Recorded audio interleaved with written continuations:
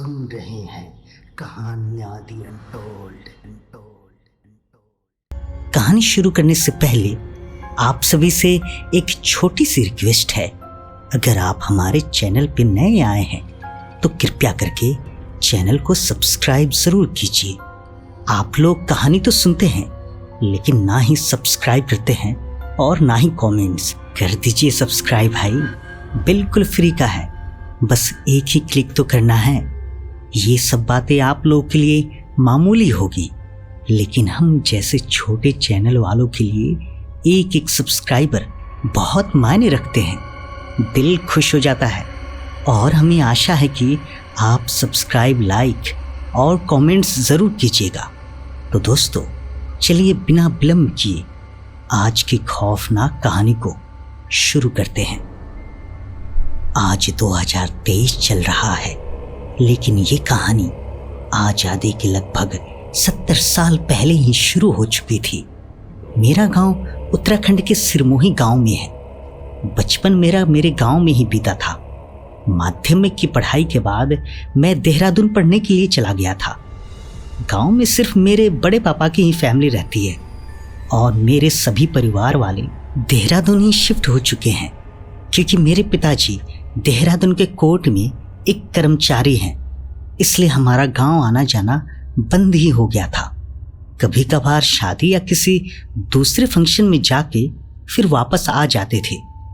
College की पढ़ाई के बाद शहर में थोड़ा बोरियत सी होने लगी थी, इसलिए मुझे मेरे बचपन के दिन याद आने लगे।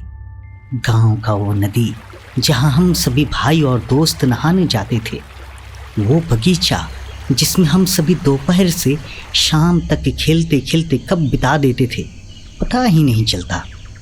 मेरा मन पता नहीं क्यों बहुत ही ज़्यादा गांव जाने के लिए करने लगा। मैंने अपने घर वालों से गांव जाने की बात की तो मेरे घर वाले बोले, अरे कुछ ही दिन में शोभा की सगाई है, तब तो सबको चलना ही है। शोभा मेरे बड़े पापा की बेटी थी। बचपन में ही उसे देखा था। वीडियो कॉल पे कभी कभी उन लोगों से बात हो जाती थी लेकिन आमने सामने करीब 7 साल बाद होना था। मैंने एकदम खुश होते हुए तारीख पूछी तो 6 दिन के बाद ही गांव जाना था। मारे खुशी के मैं अपने कमरे में चला गया और अपने बचपन के दिनों को याद करते करते कब सो गया पता ही नहीं चला। उठते से ही टाइम देखा तो रात के करीब 10 बज चुके थे। उठकर कमरे से बाहर निकला और सबके साथ खाना खाकर अपने मोबाइल में अपने गांव को सर्च करके सैटेलाइट मोड में देखने लगा। देखते देखते मुझे गांव के बाहरी इलाके में एक किला दिखा जहां चारों तरफ से बहुत सारे पेड़ उगे हुए थे। मैंने अपने दिमाग पे जोर दिया, तभी मुझे याद आया, अरे ये तो वही किला है जहां मेरे घर वाले जाने से हमेशा मना करते थे। कहते थे वो किला श्रापित है। मैं उस बात को याद करके हंसने लगा और मन ही मन सोचने लगा, क्या यार, ये आजकल के लोग भी ना जाने क्या क्या मनगढ़ंत बातें फैला देते हैं। खैर मैं वहाँ से उठकर अपने कमरे में सोने आ गया। गांव जाने की खुशी में मुझे नींद ही नहीं आ रही थी। अभी तो 6 दिन बाकी थे और यहाँ पे एक दिन भी काटना मुश्किल हो रहा था। कहते हैं ना, जब आपको किसी चीज़ की बेसब्री से इंतज़ार हो तो ऐसा लगता है ये समय ख़त्म क्यों नहीं हो रहा है, और जब वो इंतज़ार ख़त्म होता है और जिस चीज़ की मांग करते हैं तो पूरा होने के बाद ऐसा लगता है कि कितना जल्दी ख़त्म हो गया। खैर वो 6 दिन ऐसा लगा कि 6 महीना काटे हों। गांव जाने का दिन भी आ गया। हम सभी घर वाले सुबह सुबह ही देहरादून स्टेशन पहुंचकर लोकल ट्रेन से सिरमौही के लिए निकल गए। देहरादून से सिरमौही गांव लगभग 300 किलोमीटर है। ट्रेन हरिद्वार होते हुए लगभग 6 घंटे में सिरमौही स्टेशन पहुंच गए। स्टेशन पे जैसे ही पहुंचे सबसे पहले मैं तुरंत कुछ सामान उठाकर जल्दी जल्दी ट्रेन से उतरा और रेलवे स्टेशन से बाहर की तरफ निहारने लगा। बहुत कुछ बदल चुका था। स्टेशन की हालत भी अब पहले से काफ़ी अच्छी हो चुकी थी। सच में उस वक्त मेरे दिल में बस खुशी ही खुशी थी। ऐसा खुशी मैंने अपनी जिंदगी में कभी भी महसूस नहीं किया था। लेकिन मुझे क्या पता था कि ये खुशी बस कुछ चंद दिनों की ही है। मेरी ही गलती के कारण सिर्फ मेरी ही नहीं, मेरे साथ साथ मेरे दोस्तों की भी जान की आफत आ गई थी। कुछ ही देर में हम सभी स्टेशन से बाहर निकल तांगा करके अपने गांव की तरफ निकल गए। रास्ते में वहीं किला दिखा। जैसे ही हम सभी किले को पार कर रहे थे तो वो तांगे वाला लगा जोर जोर से तांगे को भगाने। मैं आश्चर्य से उसकी तरफ देख ही रहा था कि तभी पिताजी मेरी तरफ देखकर बोले, क्या सोच रहे हो? जो भी मन में खुराफाती चल रहा है वो निकाल दो, चाहे कुछ भी हो जाए। इस किले की तरफ मत आना। पता नहीं कब इस महल का श्राप हमारे गांव से छूटेगी। गलती किसी और ने किया और भुगतना गांव वालों को पड़ रहा है। मैंने पिताजी की तरफ आश्चर्य से पूछा, किसकी गलती पिताजी? पिताजी अभी कुछ बोलते कि बीच में टांगे वाला बोला, मालिक बहुत दिन बाद आप गांव में आए हैं, अभी इस किले के आसपास कुछ मत कहिए, घर जाकर आराम से समझा दीजिएगा। तांगे वाले की बात सुनकर सभी शांत हो गए और मैं वहीं जानी पहचानी सड़क, खेत खलिहान और बगीचे में खो सा गया। करीब 20 मिनट में हम सभी अपनी पुश्तैनी मकान के सामने खड़े थे। सब कुछ वैसा ही था, सिर्फ पेंट ये सब शादी के चलते नया नया हुआ था। पिताजी ने तांगे वाले को पैसे देकर अपना सामान उतार कर उसे वापस भेज दिया। मैं अपना सामान लेकर तुरंत ही घर के अंदर चला गया। बड़े पापा और बड़ी मम्मी सभी घर के अंदर ही बैठे कुछ कागज पे लिस्ट देख रहे थे। मुझे आता देख सभी खुश हो गए। मैंने दोनों के चरण स्पर्श किए और अपनी भाई बहनों से मिलने के लिए चला गया। सबसे मिलने के बाद मैं फ्रेश होकर थोड़ा बहुत नाश्ता किया और गांव घूमने निकल पड़ा। बचपन के कुछ दोस्तों से मिलने के लिए मैं उनके घर गया। कुछ तो बाहर कमाने के लिए चले गए थे और कुछ गांव में ही खेती और किराने की दुकान चला रहे थे। घर से 2 गली ही बिरजू का दुकान था। जैसे ही मैं बिरजू की दुकान के पास में गया, वो देखते ही तुरंत बाहर निकलकर मुझसे गले मिला और हम दोनों काफ़ी देर तक एक दूसरे से बात करते रहे। बातों ही बातों में मैंने बिरजू से उस किले के बारे में पूछा। बिरजू किले का नाम सुनते ही थोड़ा सहम सा गया और दबी हुई आवाज में बोला, भाई मार खिलवाएगा क्या घर वालों से? उस किले के बारे में बात करना मना है। मैंने बिरजू की तरफ देखते हुए एकदम मजाकिया अंदाज में बोला, क्या यार तू भी ना गांव वालों की घिसी पिटी बातों में आ गया। बिरजू मेरी तरफ देखते हुए बोला, ठीक है भाई, तुझे मानना है या नहीं मानना है ये तेरी सोच है, मैं तुझे जबरदस्ती नहीं मनवा सकता। शहर में रह के तेरी सोच भी शहरी हो गई है। शादी में आया है तो शादी निपटा अच्छे से, शाम को मिलता हूँ तेरे घर पे। मुझे अब उससे झगड़ना सही नहीं लग रहा था, क्योंकि मुझे उसके और गांव की सोच पे तरस आ रहा था। उससे विदा लेकर मैं कुछ और दोस्तों से मिला और शाम तक घर आ गया। घर के सारे लोग सगाई की रस्म की तैयारी में जुटे हुए थे। मैं भी सभी की हाथ बटाने लगा, पर मेरा मन कामों में उतना ज़्यादा नहीं लग रहा था। पता नहीं क्यों बार बार उस किले की तरफ ही ध्यान चला जा रहा था। थोड़ी ही देर बाद बिरजू मेरे एक और दोस्त पिंटू के साथ भी तैयारी करने के लिए हाथ बटाने आ गया। पिंटू को देख मुझे काफ़ी खुशी हुई। बचपन में बिरजू से ज़्यादा पिंटू से ही मेरी बनती थी, लेकिन कम उम्र में ही पिंटू की शादी होने के चलते वो घर गृहस्थी और काम काज पे ध्यान देने लगा, जिसके चलते वो फेसबुक ये सब सोशल मीडिया से एकदम दूर सा हो गया था। इसी कारण उससे कभी बातचीत नहीं हो पाती थी। बिरजू को मेरे बड़े पापा ने टेंट टांगने के लिए दूसरी तरफ बुला लिया और बिरजू के जाते ही मैं फिर से पिंटू से उस किले का जिक्र किया। उस किले का नाम सुनकर पिंटू बोला, अरे वो सब अफवाह है, मैं नहीं डरता।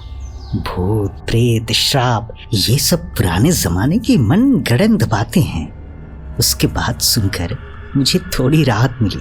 चलो कम से कम कोई तो है जो मेरी तरह सोचता है।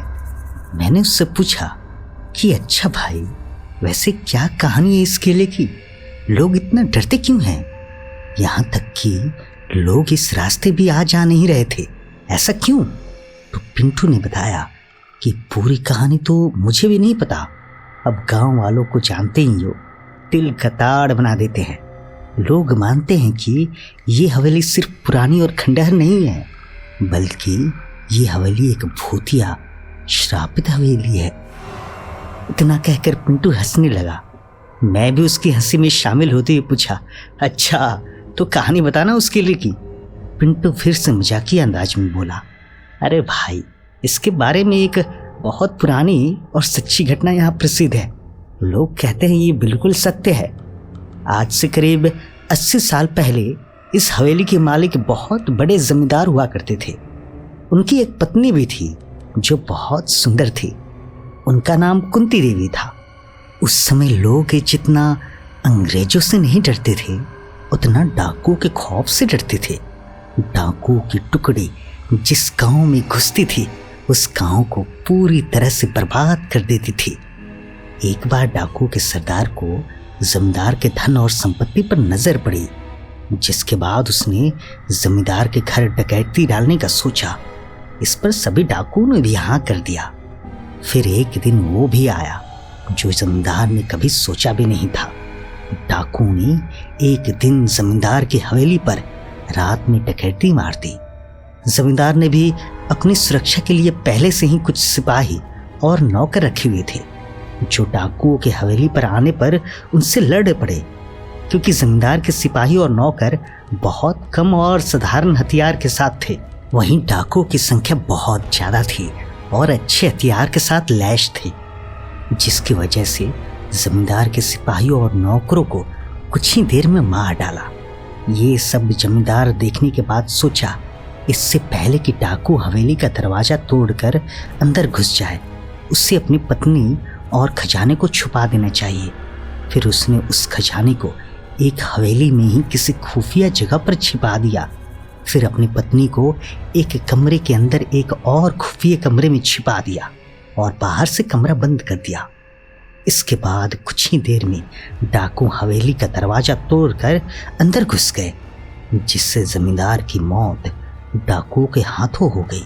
पर जमींदार ने मरते मरते अपने खजाने का पता डाकुओं को नहीं बताया। डाकुओं ने खजाने को बहुत खोजा पर वो नहीं मिला। फिर डाकू वहां से हवेली की कुछ कीमती सामानें लेकर वहां से चले गए। उसकी पत्नी जो एक खुफिया कमरे में बंद थी, उसका पता किसी को नहीं था। उसकी पत्नी बहुत चिल्लाई, लोगों को बुलाने की कोशिश की, कमरे के दरवाजे को तोड़ने की बहुत कोशिश की, लेकिन वो तोड़ नहीं पाई और अंत तक कुछ नहीं कर सकी और भूख प्यास से वो तड़प तड़प कर वहीं पे मर गई। उसके मरने के बाद उसके लाश के बदबू से लोग हवेली में गए और उस कमरे को तोड़कर उसके लाश को वहां से निकालकर उसका अंतिम संस्कार किया। और कहा जाता है कि आज भी वो अपने पति का इंतजार उस कमरे में करती है। उसका पति कभी तो आए और उसे उस कमरे से आजाद करे। और आज भी कोई भी अगर उस किले के अंदर गलती से भी चला जाता है तो उसकी लाश बड़ी ही भयंकर स्थिति में कुछ दिनों बाद किले के बाहर के पेड़ पे लटकी रहती है। एक बार एक अपराधी जेल से भागकर उसी किले में आकर छुप गया था। पुलिस वाले डर के मारे उस किले के अंदर नहीं गए और वापस वहां से लौट गए। उसके बाद कोई कुछ भी नहीं जानता कि उस हवेली में उसके साथ क्या हुआ था। बस दूसरे ही दिन उस अपराधी की लाश उस किले के बाहर में मिली। पिंटू की बात सुनकर मुझे हंसी आ गई। अरे मानता हूँ कि कहानी सच्ची होगी, लेकिन ये आत्मा का चक्कर कुछ नहीं होता भाई। जरूर किसी इंसान का ही वो सब किया धरा होगा और बचने के लिए भूत प्रेतों का सहारा ले लिया होगा। हम दोनों अभी आपस में बात कर ही रहे थे कि तभी बिरजू आ गया। बिरजू को आते देख मैं चुपचाप अपने कामों में लग गया। उस दिन सभी काम खत्म करके अपने अपने घर लौट गए। अगले दिन ही सगाई थी, इसलिए सभी रात्रि का खाना खाकर जल्द ही सो गए। सुबह सगाई की तैयारी में जुटे लोगों की आवाज़ों से मेरी नींद खुली तो घड़ी में टाइम देखा 10 बज चुके थे। मैं जल्दी जल्दी फ्रेश होकर नाश्ता करके कामों में लग गया।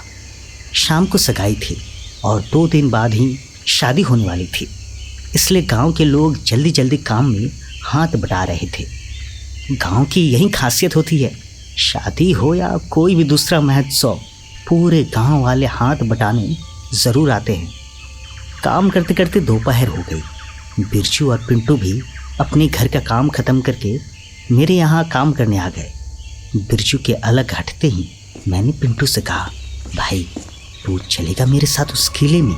पिंटू किले में जाने के नाम से पहले थोड़ा डरा, लेकिन अपने आप को बहादुर बताते हुए बोला, भाई चल तो लूँ, लेकिन किसी को पता चला ना तो बहुत गड़बड़ हो जाएगी और 2 जन वहाँ पे जाना सही नहीं होगा।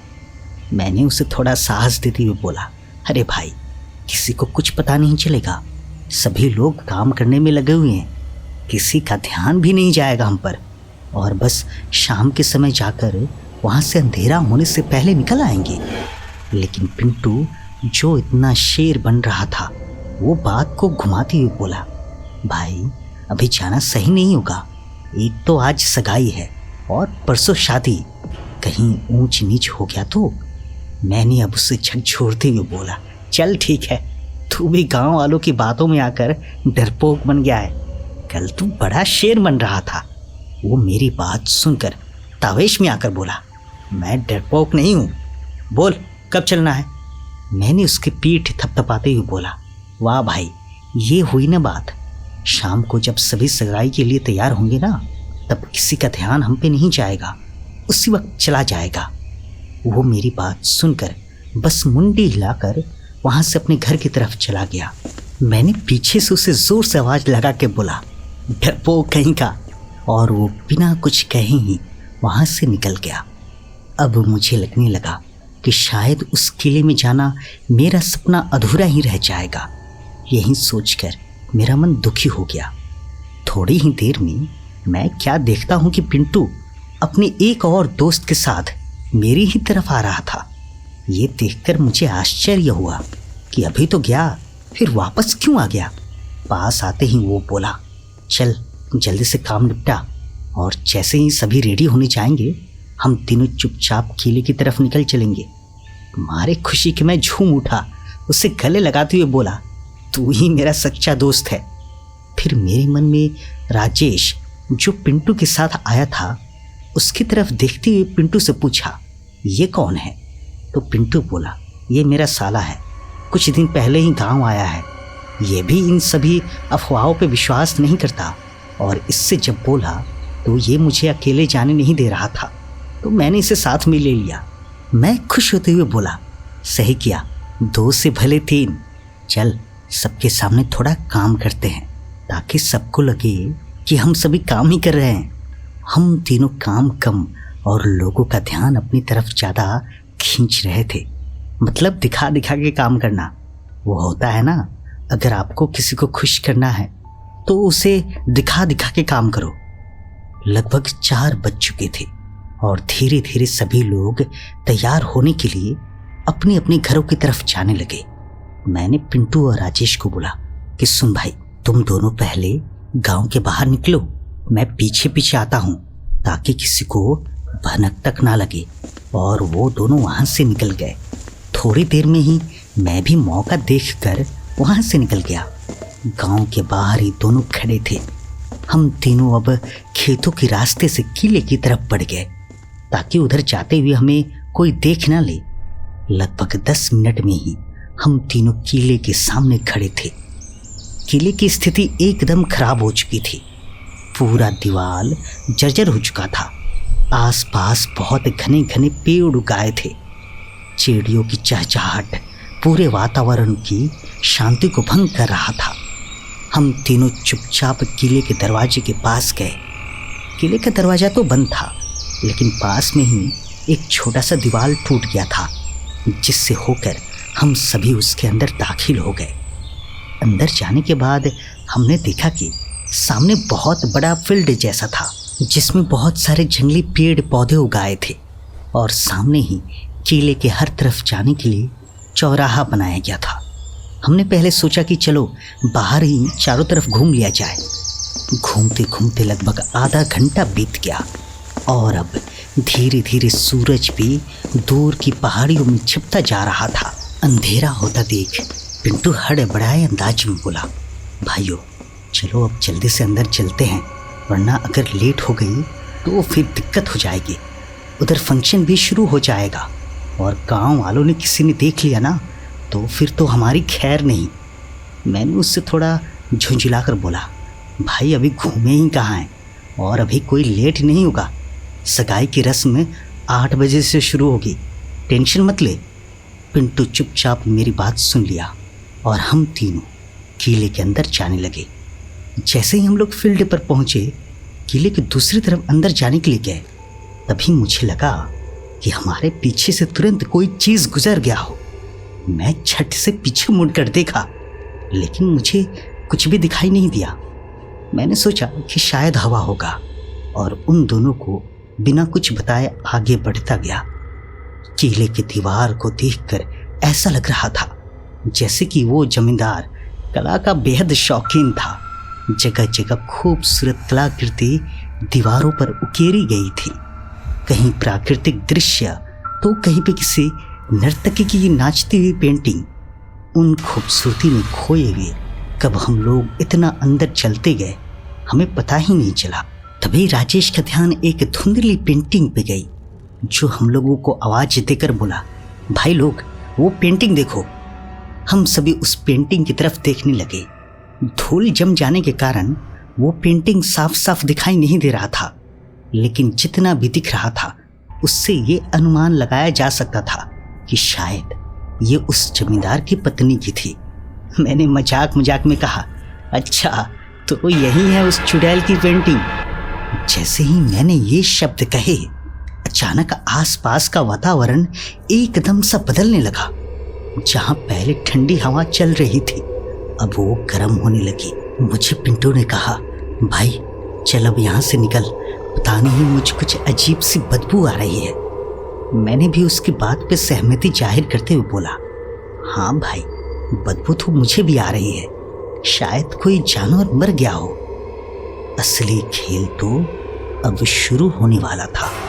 इंसान जब सब कुछ जानते हुए भी किसी चीज को अनदेखा करता है तो उसके साथ हमेशा गलत ही होता है। पता नहीं, एक बार मेरे मन में आया कि हाँ शायद गांव वालों की बात सही है, लेकिन मेरा दिमाग इस चीज को मानने के लिए तैयार ही नहीं हो पा रहा था। दूसरी गलती, किसी अनजान जगह पे जाने पे अगर किसी चीज की बदबू या महक आए तो कभी भी उसे टोकना या उसका नाम नहीं लेना चाहिए। और तीसरी सबसे बड़ी गलती, अगर किसी जगह पे कुछ अफवाह है तो उसी जगह पे जाके उस चीज का मजाक नहीं उड़ाना चाहिए। और ये तीनों गलतियां ही मेरी जिंदगी की सबसे बड़ी सबक बन गई। अभी मैं पिंटू से बात कर ही रहा था कि तभी राजेश बोला, भाई उधर से कोई गुजरा है। मैं उसके दिखाए हाथों की इशारे की तरफ बढ़ने लगा, लेकिन पिंटू मुझे बार बार वापस चलने के लिए अनुरोध करने लगा। मैंने कहा, भाई देखो तो सही कौन है, ये कोई पक्का इंसान ही है जो लोगों को डराने का काम करता है। उसके लाख मना करने के बाद भी मैं उधर बढ़ता चला जा रहा था और वो दोनों मेरे पीछे पीछे आ रहे थे। थोड़ी देर में मैं एक टूटे हुए दीवार के सामने आके खड़ा था, जिसके अंदर एक कमरा जैसा बना था। उधर से अजीब किस्म की बदबू आ रही थी। जैसे ही मैं अंदर जाने के लिए कदम बढ़ाया, तभी पिंटू मुझसे हड़बड़ाते हुए बोला, भाई शायद ये वही जगह है जहां जमींदार की पत्नी अंदर ही दब के मर गई थी। ये सुनकर मैं जोर से हंसा और बोला, तब तो मैं पक्का जाऊंगा। और उसके कुछ बोलने से पहले ही मैं उस कमरे के अंदर चला गया। जैसे ही अंदर गया, मुझे दीवार के एक कोने में किसी स्त्री की धीरे धीरे रोने की आवाज सुनाई दिया। मैं धीरे धीरे उनकी तरफ बढ़कर पूछा, कौन है? आपको कोई दिक्कत है क्या? उसने बहुत ही धीमी आवाज में उत्तर दिया, मेरे पति मुझे बचाने आएंगे, तुम वही डाकू हो ना? ये सुनते ही मानो मेरे जिस्म को लकवा मार दिया हो। एक समय के लिए मैं अंदर तक कांप सा गया, फिर अपने आप को संभालते हुए बोला, कौन है आप और कौन पति? मेरे फिर से क्वेश्चन करने पे वो औरत रोना बंद करके धीरे से अपना सिर उठाई और बोली, वही चुड़ैल जिसका तुझे तलाश है। उसकी आंखें अंधेरे में भी ऐसे चमक रही थी जैसे कि कोई लाइट लगी हो। और इतनी भयानक आवाज सुनकर मैं झटके से बाहर निकला और पिंटू और राजेश को बोला, भाई भाग, सच में वो है यहाँ पे। राजेश और पिंटू मेरी बात सुनकर लगे मेरे पीछे पीछे भागने। हम तीनों लगातार भागते हुए बार बार पीछे की तरफ देख रहे थे। एक अजीब सी शैतानी हंसी चारों तरफ गूंज उठी।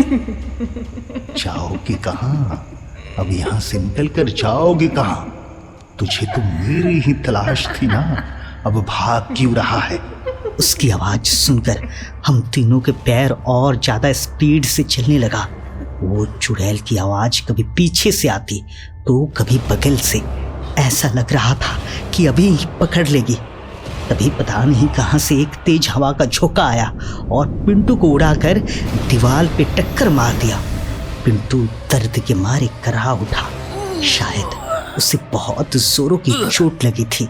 मैं उसके पास जाके उसे उठाने की कोशिश करने लगा, लेकिन उसे उठा नहीं जा रहा था। उसके पैर और कमर पे बहुत जोर की चोट लगी थी। मैंने राजेश को मदद करने के लिए बोला और हम दोनों उसे अपने कंधे से सहारा देकर जैसे तैसे करके वहां से निकलने की कोशिश करने लगे। उधर वो चुड़ैल हमारी बेबसी पे लगातार हंसते जा रही थी। अब अंधेरा काफी बढ़ चुका था। घुप अंधेरे में हमें ठीक से दिखाई भी नहीं दे रहा था कि किधर से बाहर निकले। हम लोग उस किले के बाहर निकलने के लिए उसी किले में चारों तरफ भटकने लगे। मेरी ही गलती के चलते आज हम तीनों फंसे हुए थे। गांव वालों की एक एक बताई गई बात आज मेरी आंखों के सामने सच होती दिखाई दे रही थी। लेकिन अब पछताने से कुछ नहीं होगा। जैसे भी करके मुझे वहां से बाहर निकलना था। इसलिए मैंने उन दोनों को हौसला देते हुए कहा, भाई लोग, अगर ये चुड़ैल सच में हो सकती है तो इससे निपटने के लिए भगवान भी जरूर होंगे। जोर जोर से हनुमान जी का नाम लो। मेरी बात सुनकर दोनों के अंदर भी हिम्मत आ गई और वो दोनों जोर जोर से हनुमान जी का नाम लेने लगे। पूरे किले में हनुमान जी का नाम गूंज उठा। वो चुड़ैल भगवान का नाम सुनकर किसी किसी चीजों को हमारी तरफ उछाल उछाल कर फेंकने लगी, जिससे कोई एक पत्थर का टुकड़ा मेरे सिर पे आ लगी और सिर से खून निकलने लगा। मैं दर्द के मारे कराह उठा। वो लगातार हमें किसी न किसी तरह नुकसान पहुंचाए जा रही थी। लेकिन आश्चर्य की बात ये थी कि भगवान का नाम लेने से वो पास में बिल्कुल नहीं आ रही थी।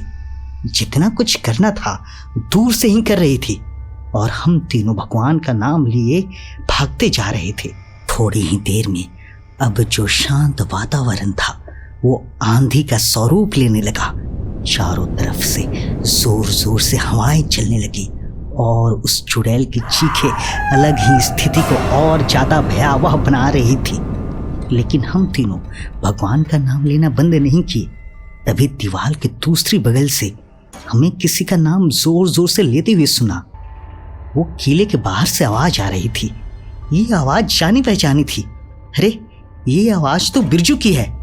हम तीनों उसकी आवाज की तरफ दौड़ते हुए रास्ता ढूंढने लगे। आवाज की तरफ जाते देख वो चुड़ैल अब और ज्यादा चीखने चिल्लाने लगी और हमें और भी ज्यादा नुकसान पहुंचाने की कोशिश करने लगी। हम सभी अपनी पूरी ताकत लगाकर बिरजू की आवाज की तरफ भागने लगे। मुझे मेरी गलती का आभास अब होने लगा था।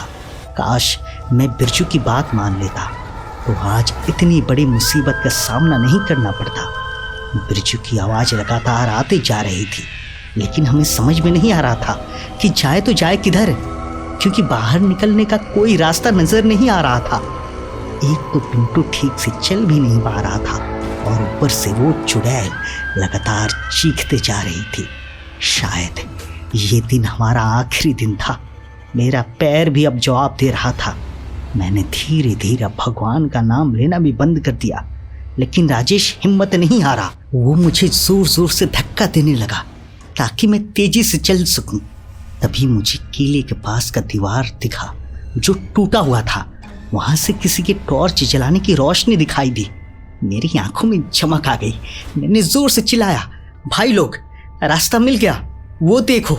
मेरी हाथों की इशारा तरफ दोनों देख तेजी से दौड़ के उधर भागने लगे। लेकिन जैसे ही हम तीनों वहां पहुंचते, उसके पहले ही एक बड़ी से पेड़ की डाली टूटकर दीवार के सामने आकर गिर गई और वो चुड़ैल जोर जोर से शैतानी हंसी हंसने लगी। लेकिन हम तीनों ने हिम्मत नहीं हारा। पास जाकर उस पेड़ की डाल को खींचकर वहां से हटा दिया और तुरंत ही उस छेद से बाहर निकल गए। बाहर निकलते ही तुरंत एक और पेड़ की बड़ी सी डाली उसी जगह पर गिर पड़ी। अगर 1 सेकंड भी देरी किए होते तो हम तीनों उसी जगह दब के शायद मर जाते। बाहर आते ही वो चुड़ैल जोर जोर से चीखने चिल्लाने लगी।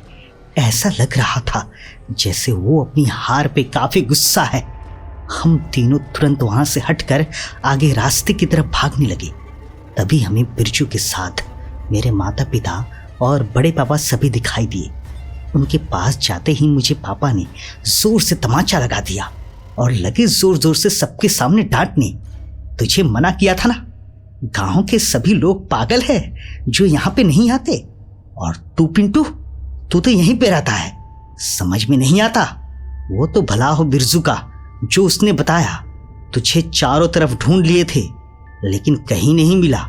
तो बिरजू ने ही बताया कि तू शायद इधर ही आया होगा। भगवान का शुक्र मनाओ तुम तीनों। मेरी माँ लगातार बस रोए ही जा रही थी। गांव के कुछ लोग बोले, जल्दी से गांव के पुजारी जी के पास चल के इनका झाड़ फूक करवा देते हैं, वरना वो चुड़ैल सम्मोहित करके इन्हें वापस बुला सकती है। सभी लोग गांव की तरफ चल दिए। रास्ते में मैंने बिरजू को धन्यवाद दिया और बोला, भाई तेरे चलते आज बच गए, तेरा ये उपकार हम जिंदगी भर भुला नहीं पाएंगे। बिरजू मेरी बात सुनकर बोला, जो हुआ सो हुआ, अब आगे कभी ऐसी गलती मत दोहराना। जब तू कहीं पे नहीं मिल रहा था तभी मेरे दिमाग में कीले वाली बात आई जो तू मुझसे बार बार इतनी बेचैनी से पूछ रहा था। मैं चुपचाप बिरजू की बातों में हामी भरते हुए गांव की तरफ बढ़ने लगा। सभी लोग गांव में पहुंचकर सबसे पहले पुजारी जी को बुलवाकर हम तीनों की झाड़ फूक करवाए। पता नहीं कौन सा मंत्र पुजारी जी पढ़ते हुए हम लोगों के ऊपर कुछ चावल के दाने और पानी छिड़कते जा रहे थे। मंत्र का मतलब तो समझ में नहीं आया, लेकिन हाँ, उनके मंत्र समाप्ति के बाद हमारा पूरा शरीर जो अभी तक भारी भारी सा लग रहा था वो अब हल्का लगने लगा था। पिंटू का पैर गांव वाले देखे तो पता चला कि उसके पैर में फ्रैक्चर हो गया है जो लगातार फूलते जा रहा था। गांव के डॉक्टर ने कुछ दवाइयां दी और गर्म पट्टी बांधकर आराम करने की सलाह दी। हम सभी अब सगाई समारोह में शामिल होने के लिए तैयार होने चले गए, क्योंकि मेरे इस कारनामे के चलते काफ़ी लेट हो गया था। सगाई समारोह और उसके 2 दिन बाद शादी खत्म करके मैं और मेरा पूरा परिवार देहरादून वापस आ गए।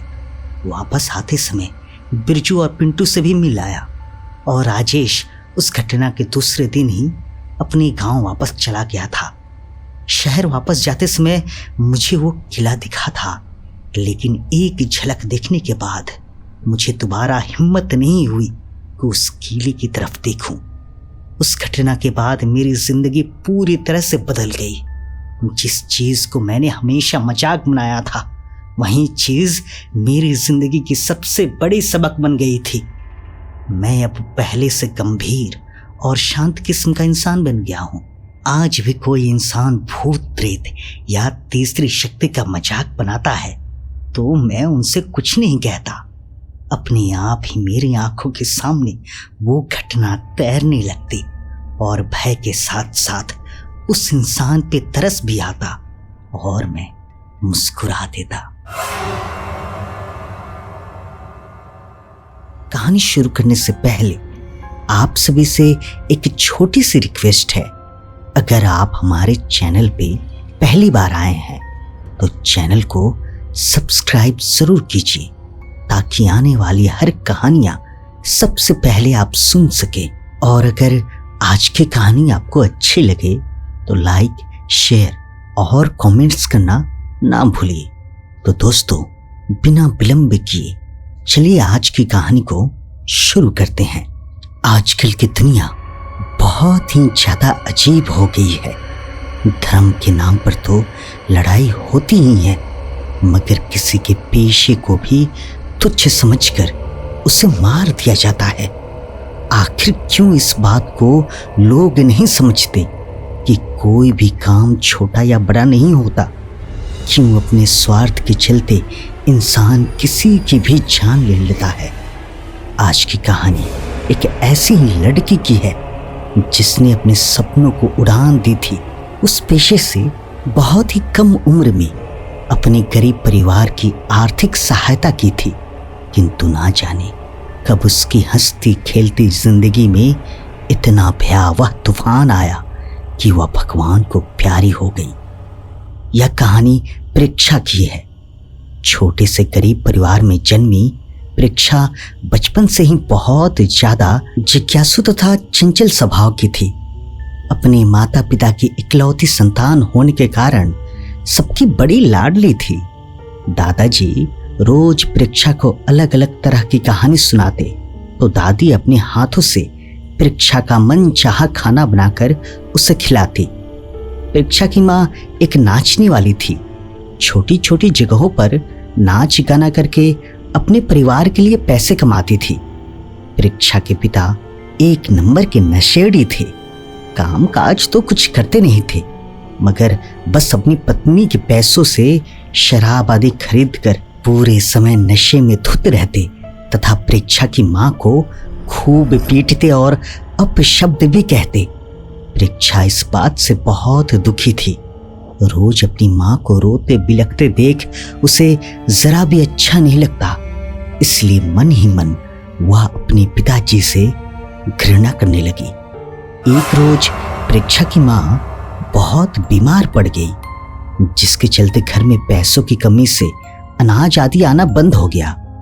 इतनी कम उम्र में परीक्षा ने अपनी माँ की खूब सेवा की, परंतु एक रोज परीक्षा की माँ दवाइयों के अभाव में इतनी बीमार हो गई कि उनका समय नजदीक आने लगा और अपनी बेटी से बोली, मेरी गुड़िया, अब तेरी माँ के पास शायद ज्यादा दिन नहीं बचे हैं। मुझसे वादा कर कि तू अपने परिवार का ध्यान रखेगी, और हाँ, अपने पिताजी से कभी नफरत मत करना बेटा। वो तुझसे बहुत प्यार करते हैं। तेरा सपना एक बहुत बड़ी नर्तकी बनने का है ना, तो चाहे कुछ भी हो जाए अपना सपना जरूर पूरा करना। मेरी नन्ही परी, सदा खुश रहना। कहते ही परीक्षा की माँ एक कभी न खुलने वाली नींद के आगोश में चली गई। इस हादसे से परीक्षा के दिमाग पर बहुत गहरा प्रभाव पड़ा। वह बहुत रोई, मगर उसके दादा दादी ने हिम्मत देकर उसे संभाल लिया। 13 साल की परीक्षा इतनी कम उम्र में पैसे कमाने के लिए तथा घर चलाने के लिए अब नृत्य करने लगी, उन्हीं जगहों पर जहां उसकी माँ किया करती थी। देखते ही देखते परीक्षा बड़ी हो गई और अब वह बड़े बड़े स्थानों पर कार्यक्रम आयोजित करके नृत्य करने लगी। और तो और उसने अपनी माँ के नाम पर एक छोटा सा विद्यालय भी खोल लिया, जहाँ वो कुछ लड़कियों को नृत्य भी सिखाने लगी। धीरे धीरे परीक्षा की शादी की उम्र हो चली थी, इसलिए एक रोज परीक्षा के पिताजी अपने चेहरे पर मुस्कान लिए घर के अंदर प्रवेश किए। अरे सुनो सुनो, जल्दी से सब बाहर आओ, मुझे सभी को एक बहुत बड़ी खुशखबरी देनी है। यह सुनते ही परीक्षा के परिवार वाले दौड़े दौड़े अपना सारा काम छोड़कर परीक्षा के पिता की बात सुनने आए। परीक्षा भी नृत्य बीच में अधूरा छोड़कर अपने पिता की बात सुनने जा पहुंची। क्या हुआ पिताजी, आप इतने खुश क्यों नजर आ रहे हैं? कोई बात है? क्या खुशखबरी देना चाहते हैं आप? जल्दी बताइए ना। यह सुनते ही परीक्षा के पिताजी एकदम चहकते हुए बोले, मेरी फूल जैसी बेटी, तेरे लिए एक बहुत ही बड़े घराने के लड़के का रिश्ता आया है।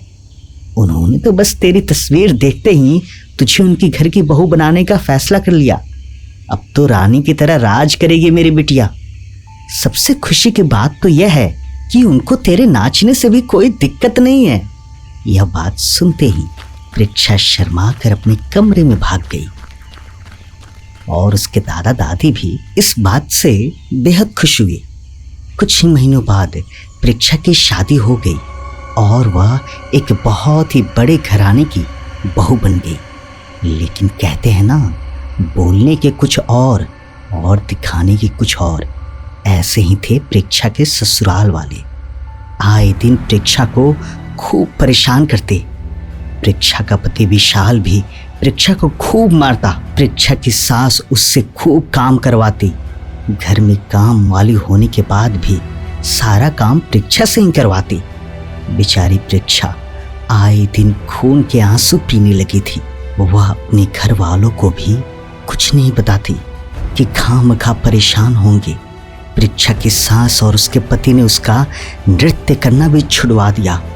अब परीक्षा के पैरों में घुंघरू नहीं बल्कि जिम्मेदारियों की बेड़ियां बांधी हुई थी। लेकिन नृत्य उसकी पहचान थी और माँ का सपना। इसलिए वह अपने ससुराल वालों से छुपते छुपाते रात के समय निकल जाया करती थी। एक रोज उसे ऐसा करता देख उसकी सास ने देख लिया और जब रात में नृत्य करके वह घर आई तो परीक्षा की सास और उसका पति परीक्षा के खून के प्यासे हो गए। उस दिन उन दोनों ने परीक्षा को इतना मारा, इतना नोचा कि उसके शरीर से जगह जगह खून की बौछारें बहने लगी। पूरे शरीर का मांस बाहर आने लगा। उन लोगों ने उसकी माँ के घुंघरू तोड़ दिए। जितने उसके नृत्य के कपड़े थे वह भी जला डाले और तो और उसके मायके से मिला सारा सामान भी जला दिया। बेचारी परीक्षा चिल्लाती रही, रोती रही, लेकिन उन लोगों ने उसकी एक ना सुनी। उन निर्दयी लोगों ने उसके कपड़े फाड़ दिए तथा बर्फ की ठंडी सतह पर निवस्त्र करके उसे सुलाकर एवं बांधकर खूब पीटा, खूब नोचा और अंत में परीक्षा की मृत्यु हो गई। उसकी मौत होते ही वो दोनों परीक्षा की सास एवं उसका पति बहुत ही ज्यादा भयभीत हो गए और परीक्षा के शव को अपने ही घर की दीवार में चुनवा कर अपने फार्म हाउस में रहने चल दिए। कुछ दिनों बाद परीक्षा की सास ने उसके मायके वालों को झूठी खबर देते हुए फ़ोन लगाया। उस वक्त परीक्षा के पिताजी ने फ़ोन उठाया। अरे समधन जी प्रणाम, आज कैसे याद करना हुआ? सब खैरियत तो है? इधर परीक्षा की सास ने थोड़ा बनते हुए कहा। प्रणाम समधी जी, दरअसल जो मैं अभी आपको बताने जा रही हूँ वह बहुत ही ज़्यादा मायूसी से भरी है। कृपया करके अपने आप को संभालिएगा। यह बात सुनते ही परीक्षा के पिताजी हड़बड़ाते हुए बोले, ऐसा क्यों कह रही हैं आप? ऐसा क्या हुआ समधन जी? सीधा सीधा कहिए। मेरी बेटी ठीक है ना? परीक्षा के पिता की ऐसी दशा पर परीक्षा की सास तरस खाते हुए तथा मंद मन मुस्कुराते हुए बोली, जी वो परीक्षा की सड़क दुर्घटना में मृत्यु हो गई। दरअसल वो रात में नृत्य सिखाने उसके विद्यालय जा रही थी और उसी बीच यह हादसा हो गया। मेरा आपसे विनम्र निवेदन है कि आप कृपा करके खुद को संभालें और ख्याल रखें। कहते हुए परीक्षा की सास ने फ़ोन रख दिया। इस बात को सुनने के बाद परीक्षा के पिताजी को बहुत गहरा सदमा लगा और उसके दादा दादी भी बहुत ही ज़्यादा दुखी हो गए। वे यह सब सपने में भी नहीं सोच सकते थे कि उनकी एकमात्र पोती अब इस दुनिया में नहीं रही। परीक्षा के गुजर जाने के बाद जिस दिन से परीक्षा की सास तथा उसके पति ने वह घर छोड़ा, उसके अगले ही दिन से वहां अजीबो गरीब चीजें होना शुरू हो गई।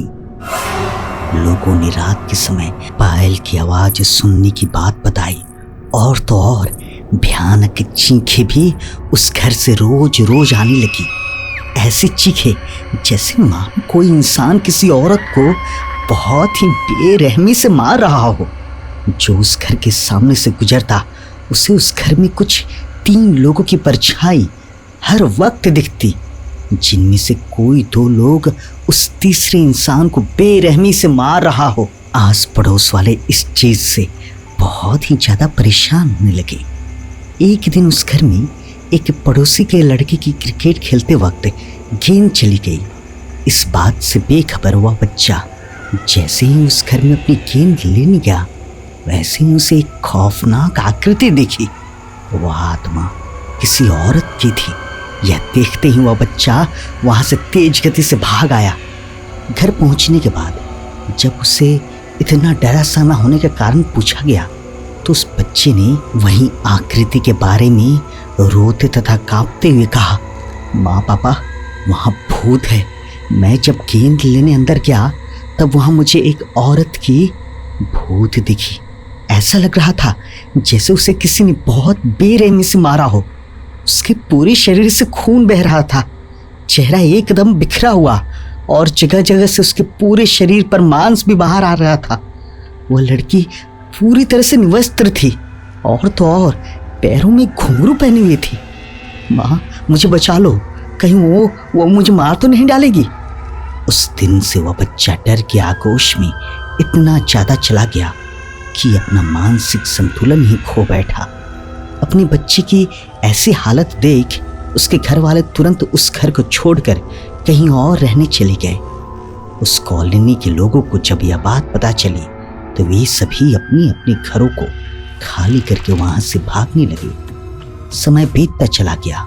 इस बात को हुए अब 3 महीने बीत चुके थे और परीक्षा का पति और उसकी सास अपने फार्म हाउस पर बड़े ही मजे की जिंदगी जी रहे थे। एक दिन परीक्षा की सास अपने बेटे से बोली, विशाल, अब तो परीक्षा को मरे हुए काफी समय बीत गया है। यह खबर तो अब तक शांत भी हो गई होगी। क्यों ना फिर से हम दोनों अपने घर में ही चलकर रहें। यहाँ रहते रहते बहुत ज्यादा बोरियत होने लगी है। आखिर कब तक इंसान पेड़ पौधों को निहारेगा। शॉपिंग किए हुए भी बहुत समय हो गया है। यहाँ तो दूर दूर तक कोई बाजार भी नहीं।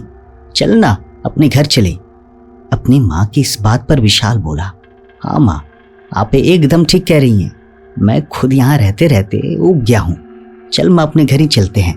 इतना कहकर दोनों माँ बेटे अपना सामान बांध कर निकल पड़े अपने घर की ओर। वहीं घर जहां उन्होंने परीक्षा को मार डाला था और उसकी लाश को भी दीवार में चुनवाया था। कुछ ही घंटों में वे लोग अपने घर पहुंच गए। अंदर जाते ही उन्हें कुछ अजीब सा लगा, मगर इतने दिन बाद आए और धूल समझकर उन लोगों ने इस बात पर ज्यादा ध्यान नहीं दिया। अंदर जाते ही विशाल ने अपनी माँ से कहा, माँ, अपने घर में आते ही सारी थकान मिट गई। कुछ खाने की बना दे, बहुत भूख लग रही है। विशाल की माँ रसोई घर से बोली, सही कह रहा है बेटा, अपना घर तो अपना ही होता है, बस अभी लाई में खाना।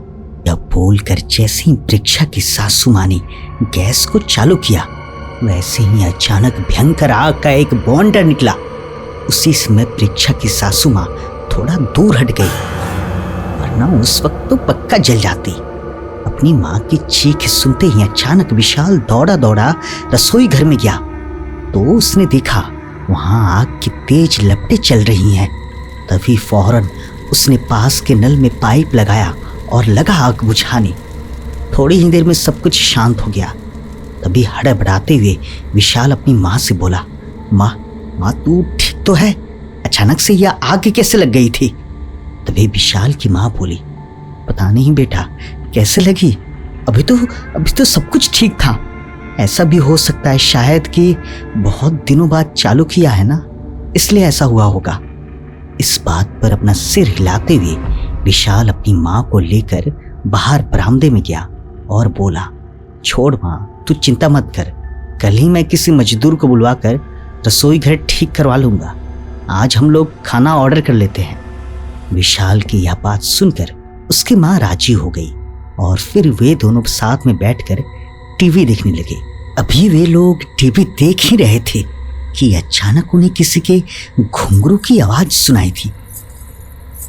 उन्हें लगा शायद टीवी में चल रही फिल्म से आ रही है, मगर जैसे ही उन लोगों ने टीवी बंद किया तो यह आवाज भी बंद हो गई, और जब फिर से टीवी चालू किया तो वापस उसी घुंघरू की आवाज ही आने लगी।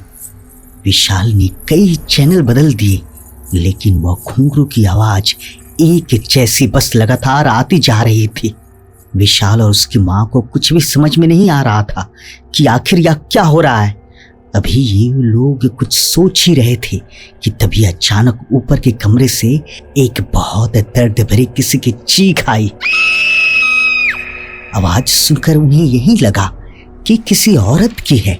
यह चीख सुनते ही विशाल और उसकी माँ का दिमाग घूम गया, क्योंकि वो चीख जानी पहचानी थी। वह चीख और किसी की नहीं बल्कि प्रेक्षा की थी। वे दोनों इस बात से हैरान थे कि यह चीख अभी कैसे सुनाई दे रही, क्योंकि उन लोगों ने प्रेक्षा को तो 3 महीने पहले ही मौत की नींद सुला दिया था। अब डर उनके मन पर अपना प्रकोप बनाने लगा। थोड़ी ही देर में अचानक घर की बत्ती गुल हो गई। अब तो दोनों माँ बेटे का डर के मारे बुरा हाल था। वे दोनों पसीने की नदी बहाते हुए कपकपाने लगे।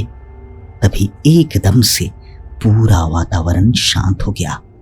आवाज आ रही थी तो बस विशाल और उसकी माँ की दिल की धड़कन की, जो उस वक्त खौफ के कारण ढोल बजा रहा था। तभी उन्हें शांत सन्नाटे में एक आहट सुनाई दी।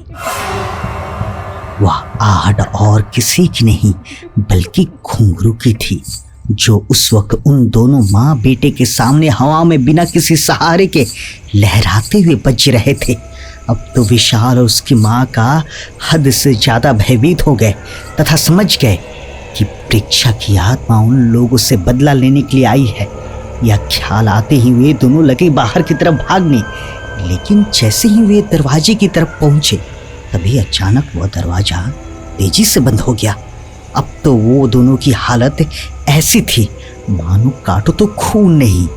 वो लोग अपनी जान बचाने के लिए जैसे ही दूसरी तरफ भागे, वैसे ही वह हवा में लहराता घुंघरू अचानक उनके पैरों को इतनी तेजी से खींचा कि वे दोनों मुंह के बल नीचे गिर गए।